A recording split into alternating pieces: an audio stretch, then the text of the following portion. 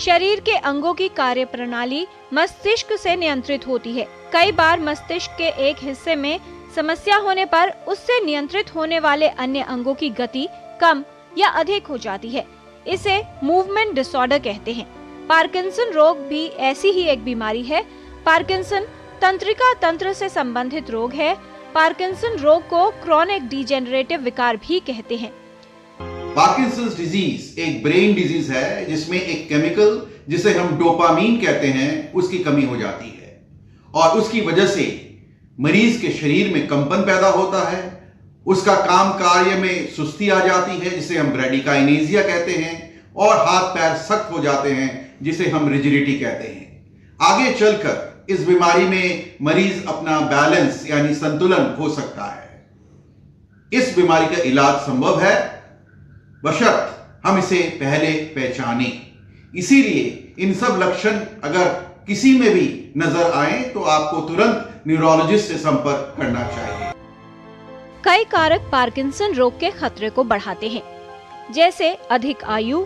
60 वर्ष की आयु से अधिक होने पर पार्किंसन रोग होने की संभावना बढ़ जाती है। आनुवंशिक कारक, पूर्व में मस्तिष्क में लगी चोट, हानिकारक रसायन जैसे कीटनाशक और अन्य प्रदूषक तत्वों के संपर्क में आना, कुछ दवाओं का सेवन। महिलाओं की तुलना में पुरुषों में पार्किंसन रोग होने की संभावना अधिक होती है।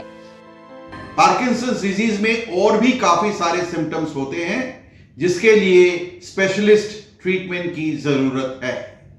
अगर यह बीमारी दवाई से ठीक ना हो तो एक नई तरह की सर्जरी जिसे डीप ब्रेन स्टिमुलेशन यानी कि डीबीएस कहा जाता है वो भी किया जा सकता है। अनेक शोध कार्य चल रहे हैं जिससे इस डिजीज से ग्रसित मरीजों को राहत मिले। लेकिन सबसे बड़ी बात यह है कि आज के दिन में हम यह संदेश देना चाहेंगे कि इस बीमारी को पहचानिए, इसके बारे में जानिए और इसके लक्षण दिखाई देने पर तुरंत डॉक्टर से संपर्क करें। परिवारजनों को इस मरीज के लिए सहानुभूति रहना भी बहुत जरूरी है। पार्किंसन रोगी के कमरे में कुछ बदलाव करना आवश्यक है। फर्श से चीजें हटा दें जिससे व्यक्ति के गिरने की संभावना कम हो। कारपेट को हटा दिया जाए। फर्श अधिक चिकना या फिसलन वाला न हो। साथ ही कमरे में अंधेरा न रहे। कमरे में हल्की रोशनी रखें। पार्किंसन रोगी के बाथरूम में भी कुछ बदलाव करना अनिवार्य है। नॉन स्किड रबर मैट का प्रयोग करें। साइड रेलिंग लगवाएं। कॉर्डलेस या मोबाइल फोन साथ रखें। दांत साफ करना, शेविंग, बाल बनाना जैसी क्रियाएं बैठकर की जा सकती हैं। कुछ सावधानियां रखकर पार्किंसन रोगी को जटिलताओं से बचाया जा सकता है। साथ ही गिरने की संभावना को भी कम किया जा सकता है। पार्किंसन रोग समय के साथ बढ़ता है और रोग के लक्षण धीरे धीरे बढ़ते हैं जो रोगी के जीवन को प्रभावित करने लगते हैं। इन समस्याओं को कम करने के लिए दवाओं और इलाज की आवश्यकता होती है।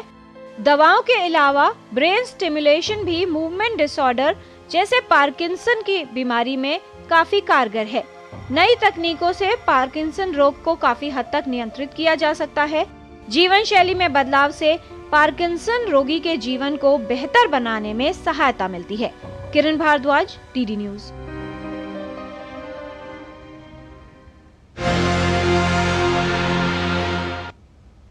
तो स्वास्थ्य